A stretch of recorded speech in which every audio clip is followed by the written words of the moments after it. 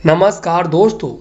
आज के वीडियो में हम आपको एक ऐसी कहानी सुनाने वाले हैं या फिर एक ऐसी सच्चाई बताने वाले हैं जिसे सुनकर आपकी रूह कांप जाएगी। जैसा कि आप लोग जानते हैं, हमारे भारत देश में सांपों को कोई नहीं खाता।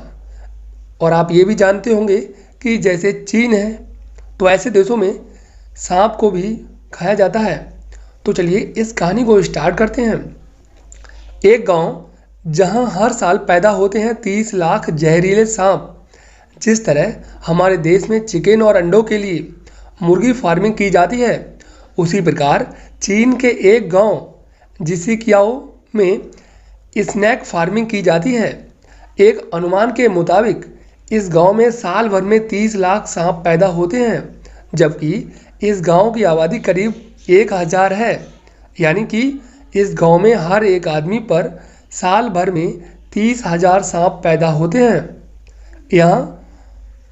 यहाँ पर पाले जाने वाले सांपों में अजगर, कोबरा और वाइपर जैसे खतरनाक और जहरीले सांप शामिल हैं। स्थानीय लोगों को जिस सांप से सबसे ज़्यादा डर लगता है वो है 5 स्टेप स्नैक।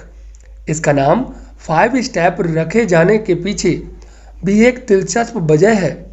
आम लोगों को मानना है कि इस सांप के काटने के बाद आपकी मौत महज 5 कदम चलने के दौरान हो जाती है।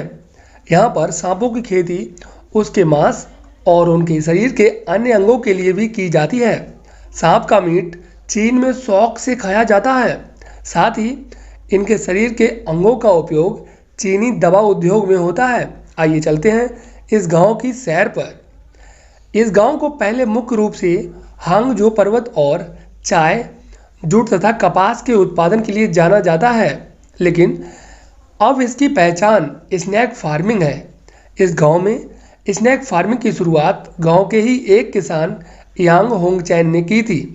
यांग होंगचैन पुराने दिनों को याद करते हुए बताते हैं कि युवावस्था में वे गंभीर रूप से बीमार पड़े थे और खुद का इलाज करने के लिए उन्होंने एक जंगली सांप पकड़ा था। इसी दौरान उन्हें सांप से जुड़े कारोबार करने का ख्याल आया और उन्होंने सांपों का पालना शुरू किया। सांप से जब उनकी आमदनी बढ़ने लगी तो गांव के दूसरे किसानों ने भी यही तरीका अपनाया। इस छोटे से गांव में करीब 100 स्नैक फार्म्स हैं, जहां आप लकड़ी और शीशे के छोटे छोटे बॉक्सों में इन सांपों को बखूबी देख सकते हैं। सांपों के एक जगह से दूसरी जगह प्लास्टिक के थैलों में भरकर भेजा जाता है। सांपों को फार्म हाउस से बूचड़ खाने में ले जाने के बाद सबसे पहले इनका जहर निकाला जाता है और फिर इनका सर काट दिया जाता है। इसके बाद सांप को काटकर उसका मीट निकाला जाता है। चीन में ऐसा माना जाता है कि सांप के मीट से बना सूप इम्यून सिस्टम के लिए बहुत लाभदायक होता है। इनकी पूंछों का इस्तेमाल भोजन के लिए किया जाता है, जबकि दूसरी तरफ कई सांपों को सर काटने के बाद सूखने के लिए छोड़ दिया जाता है। इन सांपों का उपयोग दवा उद्योग में किया जाता है। दोस्तों, ये जो अभी आपने कहानी सुनी, ये चीन के लोगों की है। क्या आपको ये सही लगी है?